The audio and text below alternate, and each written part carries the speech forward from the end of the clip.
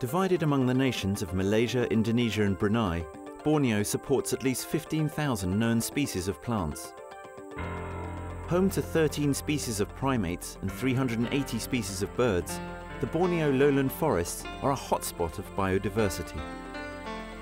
This island, the size of Texas, is the only home for the proboscis monkeys. Named for the male's long and pendulous nose, these primates live in groups averaging 10 individuals, normally with one male and a harem of females.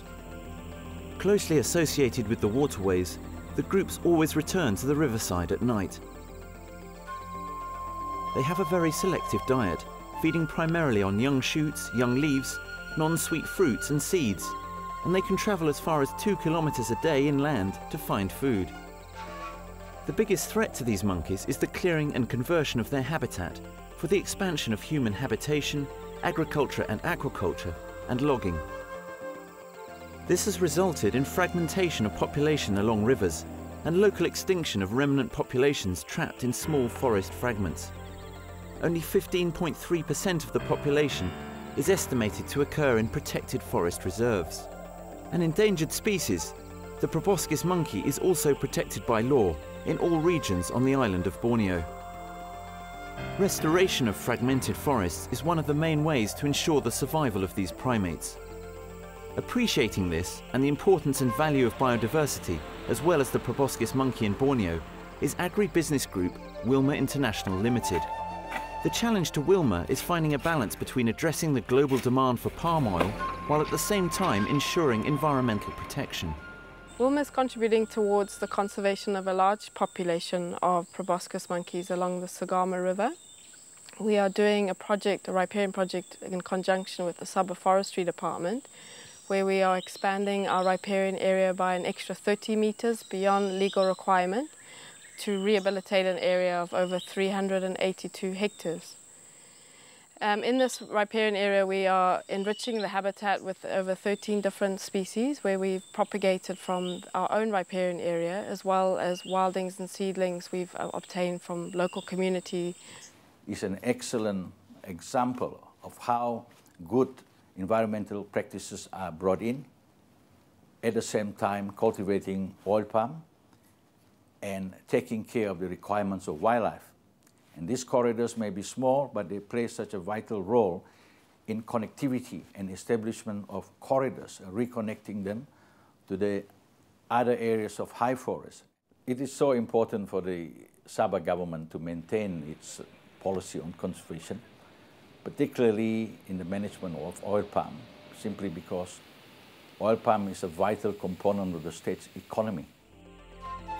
Tabin Wildlife Reserve is known to have several endangered and vulnerable species, including the orangutan, the sun bear, the Asian pygmy elephant and the sambar deer, as well as the largest population of the critically endangered Sumatran rhino, protected by the Borneo Rhino Alliance.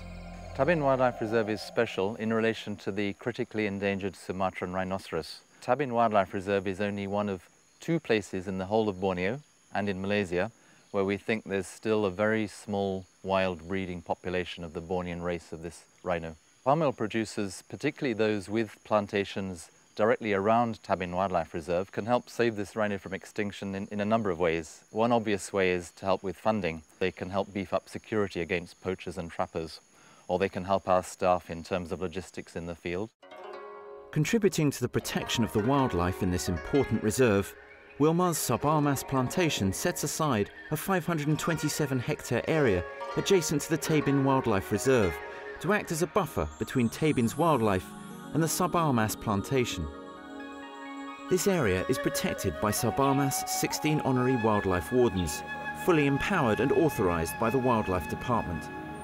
They have provided a sanctuary for wildlife, enabling them to move freely whilst ensuring there is no human-wildlife conflict in the plantation.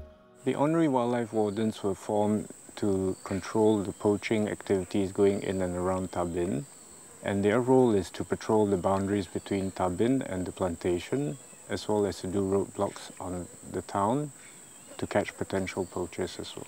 They even assisted us in the public awareness, education when we have children or school children from the schools around Hadatu area.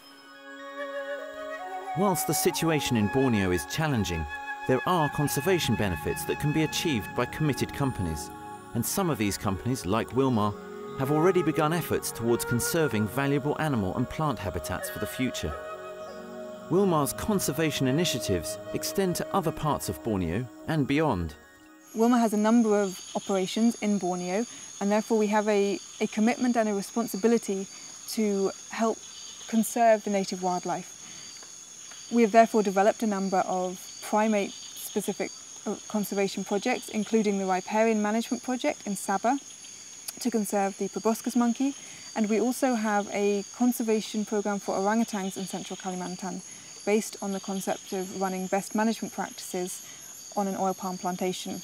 We also partner with the Zoological Society of London on a biodiversity and oil palm project, looking to develop best management guidelines for biodiversity on plantations and to provide practical methods for wildlife management and monitoring for the oil palm industry. Wilmar recognises that conservation cannot be done in isolation. Thanks to the collaboration of governments, NGOs and the private sector, the future for these magnificent monkeys looks more secure. Although much remains to be done to find a lasting solution to the conflict between economic objectives and wildlife, there still seems to be hope left for Borneo's fabled biodiversity.